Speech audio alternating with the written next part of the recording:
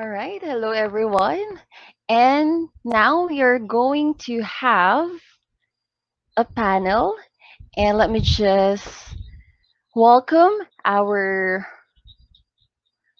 moderator for our session today. It's Mallory Ranahan, the Senior Community Manager of Salesforce. And together with her is Sofia Rodriguez Mata and Amanda Boyle and Lizzy Roberts. So they will talk about the seasoned Salesforce community managers across their Trailblazer community, W and Salesforce.org communities. So learn what it takes to develop your career in community management, how to drive engagement in your communities, how to measure success and prove community value, and other helpful advice from this rockstar bunch of community professionals. So without further ado, let's welcome them here.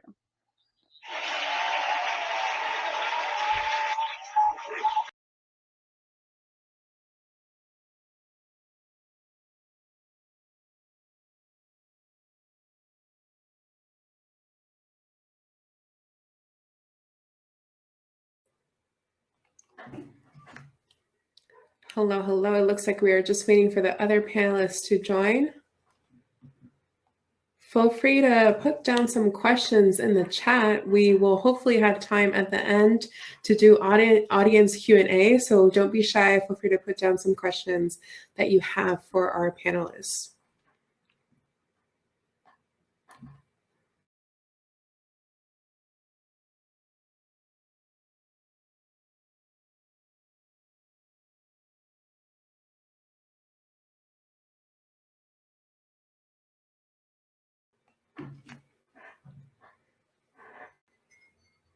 What's everyone drinking, by the way? I'm drinking coffee in a Lion King mug. I don't know if you can see it.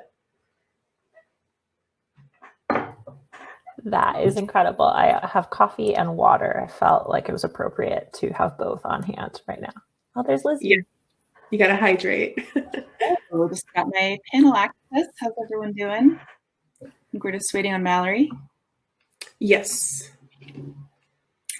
Fun fact while we have time, Beth and I showed up here in our matching tiger t-shirts, so I thought I'd wear it again today. So little tradition. I love that. I love the shirt. Okay. And Mallory, you have speaker access? I'm here. Yes. Hello, okay, everyone. Great. So I will go ahead and kick us off. Welcome, welcome, everyone. We hope that you have been having an excellent day so far at CMX Summit, whether you were attending the fitness class or you have been checking out the keynote sessions or other panels. We know there are a plethora of sessions available, so thank you for being present at our panel. Our session is a conversation between community managers at Salesforce. We happen to be very lucky that through acquisitions or org changes or whatever reason there is, we have multiple communities and multiple community managers. So we are going to be highlighting these different individuals. We have Lizzy, who is joining us from Salesforce.org. Her community is composed of over 40,000 nonprofit and education organizations using Salesforce. There are also over 130 nonprofit community groups that her team supports. Mallory, on the other side, is on the Salesforce.com side. Her community is made up of over 1,300 community groups, over 200 Salesforce MVPs, and millions of Salesforce customers. And finally, we have Amanda, who is joining us from the Tableau community. Her Tableau actually joined Salesforce last year in 2019, and she leads both the ambassadors and sendmasters for Tableau. The three of them manage really successful communities and programs at Salesforce, but we know that 2020 threw a curveball at each of them called change. So we wanted this panel to be a reflection of that change. In that spirit, I have asked the panelists to really dig deep and be vulnerable, whether that's talking about burnout or mistakes, and to also share advice with all of you who are also likely going through change and facing obstacles. We have questions prepared for the panelists. If something resonates with you, feel free to let us know in the chat. If someone asks a question and you have an answer, answer it. You're also part of this conversation, and we all have wisdom to share. So I definitely invite you to both listen in and participate in this conversation. So let's go ahead and get started. I would like the panelists to introduce themselves, and we're going to go in alphabetical order. So Amanda, you're up first. Hi, everyone. I'm very excited to be here. My name is Amanda Boyle. I'm a community manager at Tableau. I lead Tableau's recognition program. So that's our Zen Masters and Ambassadors. There's about 170 ambassadors right now and 40 Zen Masters. We also have a Hall of Fame program, which is really just amazing. I've been at Tableau about 3.5 years and worked across industries and roles related to community management for about 9 years. This is my second CMX, my first one virtually. The last one I was at was 2017 in LA. And I'm thrilled to be here and to connect with my brilliant colleagues, new teammates, and look forward to connecting with all of you. Awesome. So hi, I'm Lizzy. I'm the lead community manager at Salesforce.org, which is the social impact arm of Salesforce. And I help oversee our customer community of all of our nonprofit and education organizations who are using Salesforce. I've worked in community in some form or another for about 8 years, from tech startups to government agencies to co-working spaces, and now at Salesforce. This is my 4th CMX, and I'm excited to be here on the panel today. Mallory. Awesome. Thank you, Lizzy. Hi, everyone. I'm so excited just to be here on the screen with these other CMs. This is like, I'm geeking out a little bit, so I'm going to try to remain calm. I'm Mallory Ranahan. I'm a senior community manager at Salesforce, and I help to oversee our Trailblazer community, which you might have heard about a little bit earlier today. My team manages the community group program, our Salesforce MVP program, and our online community. And I've been working in the community space for about 4 years now, and this is my 3rd CMX. So excited to be here. Wonderful. And I am also honored just to be in this room, this virtual room with all these panelists. So thank you so much for introducing yourselves. And in the audience, if you are just starting out in your career, let us know, because this next question is all about that. So I want to ask you, how did your career in community management begin? We'll start with Lizzy, and then we'll go with Mallory, and then Amanda. Sure. Great. Thanks, Sophia. Good question. So my first official community role was in 2014, which seems like forever ago at this point. I moved home to the Bay Area right after college and actually just went to a meetup at a place called Galvanize, which is a co-working space, sort of tech entrepreneur hub in San Francisco. And I just immediately fell in love with the startup, the community, and applied for a role actually just the next day without really knowing what I was getting into or what community really meant. This is actually where I first met David Spinks and first got connected with CMX, as he was actually a member of the Galvanize community. And after a few years growing and managing that member community at Galvanize, I really wanted to expand professionally, as Galvanize was in person, and I really wanted to get into the online community space to be able to have more of an impact at scale. Actually, again, a CMX, I found a job on the CMX job page that said Salesforce was hiring, and I applied for a role, and then got connected with Salesforce.org and the amazing Anyan, who I think is attending today. So that's kind of how I got my foot in the door, and that's, here I am. Mal? Okay, cool. Thanks for that, Lizzy. So for me, I think I kind of stumbled upon the industry. I really had no intention of diving into a career in community, but I'm really glad that I did. But my background is actually in graphic design. And then early in my career, I spent several years as an event planner. So kind of dipped my toes in a couple of different industries before I became a community manager. And that happened when I moved to San Francisco in 2014. And I worked with a recruiter to look for a job in San Francisco, was not ever expecting to be in tech, but just so happened to land there. And my first job at Salesforce was actually a program manager on the developer marketing team. So what I was doing for that team was actually planning events for our developer community. And what I noticed is that someone on our team was actually dedicated to just solely working with our community, with our MVPs. And at that time when I had joined the company, and actually they still are today, those folks are Salesforce famous. So I was really blown away by these customers who were just making such an impact on our product and on our company, that I just made a decision that I knew I needed to pursue and just be a part of this community and the passion and the enthusiasm that I was seeing from them. So I'm so glad I stumbled upon this industry, and I'm thankful for Salesforce that allowed me to kind of jump roles and try out something new. And I've been doing that now for 4 years, and it's been awesome. Okay, I think I'm up. Well, I'm new to the Salesforce team, as I mentioned. Very excited to be a part of this, and I'm just one of the community managers at Tableau. I think there's about 20 people on the whole community team. It's really exciting. We've grown a lot. But my first real job and my first job in tech was at Google. I was working on the launch of Google+. This was back in 2011. I was part of a national team, and I was working on getting like snow sports brands and athletes on the platform. It was a bumpy ride because the platform wasn't terribly well received by the industry, but it was sad the day that Google Plus died. But I learned a lot in the process, and I still have really amazing connections and so many people that influenced me that are still really good friends. After Google, I took a pretty hard pivot. I moved to a mountain town and worked at an outdoor industry PR agency, managing, it was more like MVP recognition programs for big outdoor brands. And that was really special. You got to connect with people in a new way. And I think that was my first real introduction to working in community.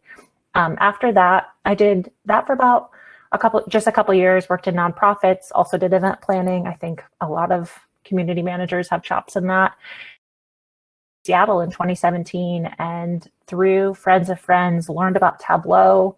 It was really serendipitous. I met some really great people, fell in love with the brand, and got really lucky to get hired onto the community team about 3.5 years ago.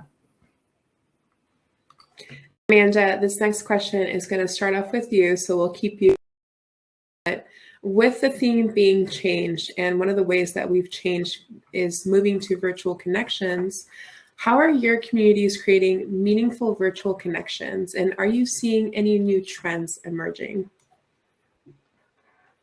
Yes, absolutely. So coincidentally, what's happening right now is Tableau Conference is also live and happening today and the next couple of days. So it's been really exciting and inspiring to see how the Tableau community has pivoted and really reimagined connection through everything going on with COVID-19. We have a very vibrant in-person user group program. And as everything shifted, the user group team actually worked together with some of our community leaders to create a series called Data Fam Community Jams, where it's more global. So you can have a larger, more vibrant user group meeting that isn't such a huge strain on people.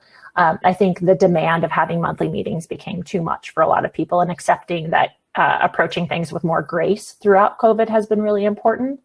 Other trends, something that I've been really excited to see is the innovation and creativity within our community. The team at the Information Lab is using a platform called Remo. If anybody's seen Remo or used it, it's like these little, you can mimic being in like a bar or coffee shop setting. You have little tables, you can pop around to different conversations. In early COVID days, I would go to coffee chats with my friends in the UK, and it felt like you were part of the community still. So that was really special. There's lots of innovation, really, really creative, inspiring things. And I'm always up for ideas. So if anybody's seeing anything new, please post in the chat. I'd love to learn about more platforms and ways to bring that to my community. Absolutely. Keep the conversation going in the chat. And I know when we were meeting up for our practice dry run, Mallory, you also had some things that you noticed. Would you mind sharing those as well? Yeah. I love that, Amanda. The Data Fam Community Jam. That is awesome. So I love hearing what your community is doing. I think I'm going to take actually a slightly different angle to how I'm going to answer this. I think our community has been really innovative in how they host in-person events, right? From our user group meetings to our one-day community conferences that they've dreamt up to Salesforce Saturdays. There's been, really an abundance of in-person events that our community has been innovative and have been hosting. And a lot of those have now transitioned to virtual events, which I think is really awesome and is really great. But I think, creating these meaningful virtual connections, which is different than just hosting an event, that's been a challenge, I think, for all of us, and especially for our community leaders. So what I kind of wanted to share is just a couple of things that our team has been focused on and how we're supporting our leaders to be able to, be the best host that they can be. They're hosting lots of events, and as I mentioned, a lot of them have transitioned to virtual. But I think what they're really hungry for right now is learning from each other and learning how to make their events, special, and how to make them memorable and engaging and to stand out from the rest. So a couple of little things that our team has actually been focused on is, helping to foster these connections between leaders. So what's something that's really cool that we're seeing is leaders being able to host meetings with other leaders who are halfway around the world and making those global connections that wouldn't otherwise be possible. So, we are working on making introductions between those leaders. We're working to really spotlight and highlight leaders who are having success with their meetings, hosting more kind of workshop style events and more networking and opportunities just for leaders to be able to connect with each other and to share their best practices. So that's definitely something that's been top of mind for us. Also, we've been placing a focus on the virtual tools that we are, making available. So offering some things like virtual reimbursements for our leaders so that they can kind of experiment with new tools or new platforms, things like Icebreaker or Kahoot, ways to make their meetings more fun. And those are all things that they're telling us they want, right? So this all comes from us surveying our community leaders and understanding that the pain point that they're seeing is just, number one is keeping their members engaged. And then the second thing they're also experiencing, which I think we all are, is just burnout from this year. So that's something that we're also really keeping top of mind, is that, our leaders have a lot going on top of hosting really great events for their members. They've got a lot of other life commitments that they're dealing with. So just finding new ways to reward and recognize them, things like free certification vouchers that they can continue their learning so that they're more prepared to share those learnings with their members. Just focusing on mental health and those types of things. So I hope that, it kind of a little spin on how to answer that question, but I just wanted to share that, our leaders are doing a lot, but I think these are ways that we're really trying to hone in to make them just the best hosts that they can be this year. So that's what I'm seeing. Absolutely. And speaking of burnout, this next question is going to be about that. Lizzy, you're going to answer the next question first, but was there anything you wanted to add to this question before we move forward? No, I think I addressed some of it in the next question. So I +1 to everything that Mallory's been saying. Perfect. So in terms of change, that sometimes it's essential to reprioritize. So Lizzy, starting off with you, how have your priorities for the year shifted, and what has become more important for your team this year? Yeah, this is a tough one, as it seems as though each month we're reevaluating and reprioritizing what the needs of the community are and how we can help. I know, again, it's simple, but even as something that's important to our team is just listening. I know that at the beginning of the pandemic, my default gut response is always, jump in and help and spinning up these new things. And how can we, that's kind of the community manager response. But, what we quickly learned is that, this isn't going to be over anytime soon. So we really need to be thoughtful and deliberate and focus on how we can identify the pain points and then really support them, and of course support them virtually without overwhelming everyone. So yeah, it's been important for us to keep really a close pulse to the community to see what they need. And some of the most common feedback we've been receiving is, as like Mal was saying, the desire for deeper engagement.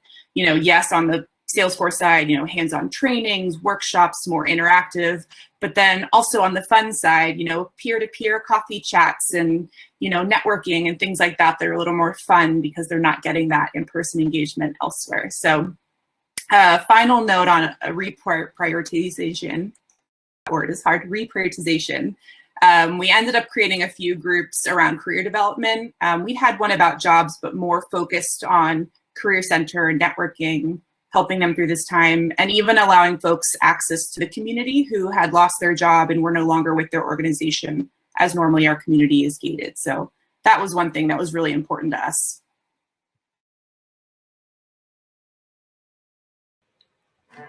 Amanda or Mallory, feel free to jump in. If not, we can go to the next question.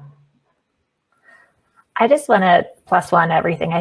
I mean, it's cheesy to say that, but I love working with all of you. I think that it's really special to have a network of people who do what you do and to be able to connect with them. And I think CMX has been really special for that. But as Tableau has been acquired, like this is the first time we've ever been able to share like what's happening behind the scenes, and having that network and learning from all of you kind of reassures me that we're all in the same boat, that we should feel confident in what we're doing, prioritizing health and wellness for our communities and not overburdening people. I think is really important right now, ourselves and our community champions and all of that.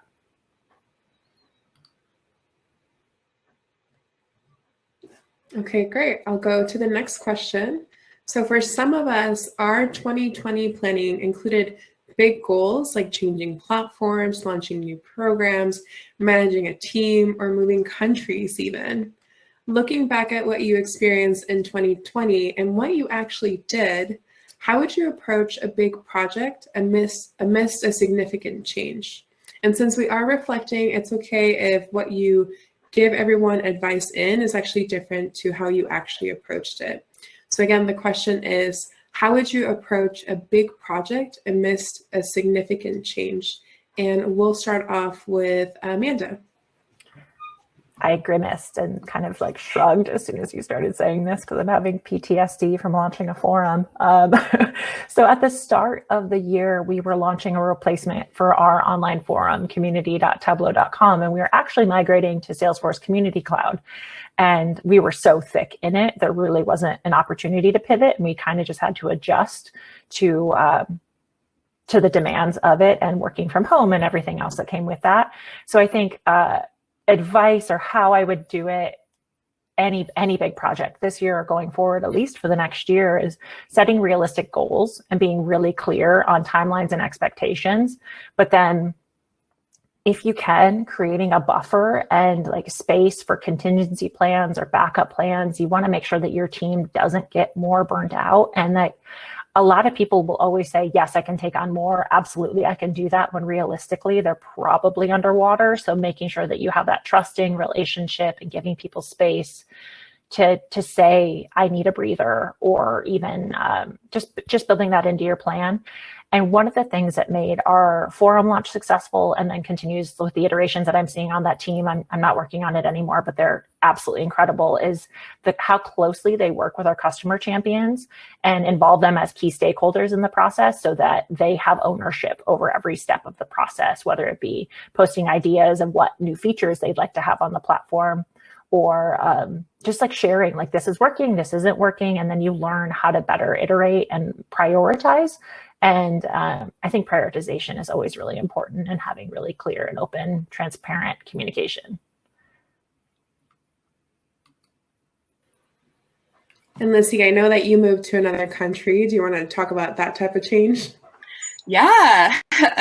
So I guess one of the big things for me this year is that I moved internationally. I moved from San Francisco to London in March, the first week of March. So I had 3 whole days at Salesforce London before going into lockdown. So of course, when I moved here, I had, a whole plan in place, programs I wanted to start, events I wanted to attend, and then kind of had to just cross it out and start afresh. So I think for me, it was taking a step back and reevaluating, like, what am I going to do going forward? What are our priorities and what's our strategy? And, my goal here is still to increase engagement with our .org community in Europe and with our EMEA customers. And, honestly, a lot of it was going back to the basics. Like, let's have one-on-one chats. Let's meet with virtually local user groups. Like, let's do things that maybe don't scale while I have the time really build that trust, because I don't get to meet folks in person. And that's kind of where you make those connections. So if I were to give myself advice looking at the back, if I were coming back in March, I would say setting realistic expectations, kind of like you were saying, Amanda, and being okay with that I'm not going to be able to control everything, and that, we can't do it all. So I think, moving around the world, starting this new role over here, and then I started an MBA, I guess it was just focusing on personal health and mental well-being. I need to kind of make that a focus as well, rather than trying to do everything. So I would say cool it a bit to myself. Amazing. So you all have been sending in some questions through the chat. Definitely feel free to keep them coming in. I believe we have about 4 minutes to answer some of these questions. So I'm going to start off by directing the first question to Mallory. Someone asked, what is one of your favorite stories from a community member? Or if you don't have one, what's one of your favorite surprise and delight stories that you've been able to do for the community? Oops, sorry, a little bit of a lag. That is great. I can start with the surprise and delight because a few things come to mind. We've done a lot of fun surprise and delight at Salesforce. One of the best, I think, is our MVPJs, which Holly, I know you're there and I know you're listening to this. And that was one of her brilliant ideas. We gave our MVPs PJs, and why not call them MVPJs? And that was a huge hit. And they ended up, a lot of them wearing them at the party where we gave them out. We've also done really cool personalized bomber jackets. I don't know. We have fun with swag, and I think that's the first thing that comes to mind. So that's I think I'm going to leave it at that.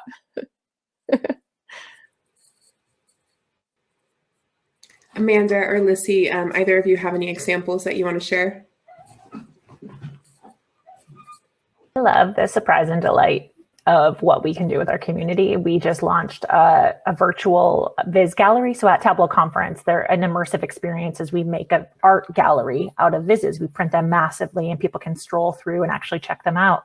Not being in person this year, the team worked under a crazy tight timeline and created a virtual experience where there's like music curated, and all of the artists, so like all the Viz designers, didn't know that they were going to be included. So it's this big surprise when you're like, oh, my work is being featured in this way. And it's really special, and it's an opportunity to really showcase diverse voices across our community and say, like, this is incredible work. Thank you. Awesome. Oh, sorry, Lizzy, go ahead. No, go for it. We have 2 minutes left, so let's keep Okay. Yes, this looks like it's going to be our last question, but thank you all for sending in your questions. We hope to keep in touch with you throughout. Definitely ask these questions after the panel. So for those of you that mentioned that you have top contributor programs, what did you do because of the pandemic when you realized that they couldn't contribute at the same level? And can you share with the audience?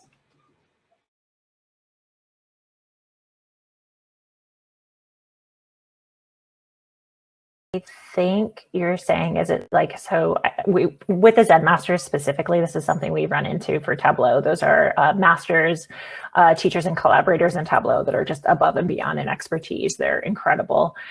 We just kind of lessened the expectations this year and approached it with a lot more grace of, we're not going to drop anybody from the program. And in the past, we would think about that, or in the ambassador program too, we might, if they're not engaged for over 2 quarters. But as long as people are still communicating with us, we want to be there and be supportive and present for them.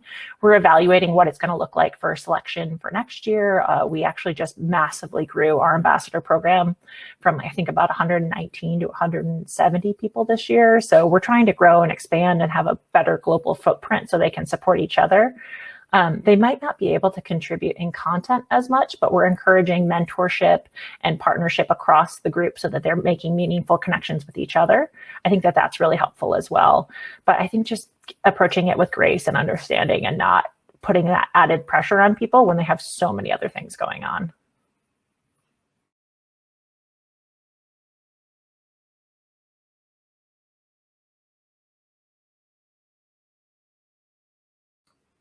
Sofia, I think you're muted.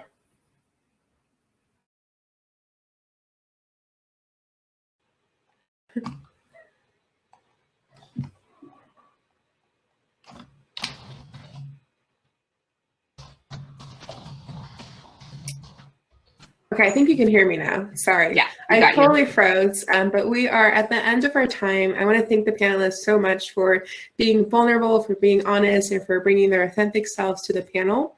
As for closing, could everyone just share where our attendees can get in touch with you if they have more questions, whether it's email, Twitter, or an online place? Where can they do that? And let's go with Amanda, Lizzy, and Mallory. Okay, the best place is Twitter. I just threw my name in the chat. So at Boyle, that is my family nickname. So everyone's like, what is that? So that's the best place. I'd love to connect with everyone. LinkedIn too, wherever. Thanks. Yeah, same. Twitter. I'm a lizard. I'll put it in the chat because Lizzy the lizard, and LinkedIn is always great too. Yep, and those work for me as well. I will throw my Twitter in the chat also. All right. Thanks so much, everyone. Enjoy the rest of CMX Summit. We'll see you around.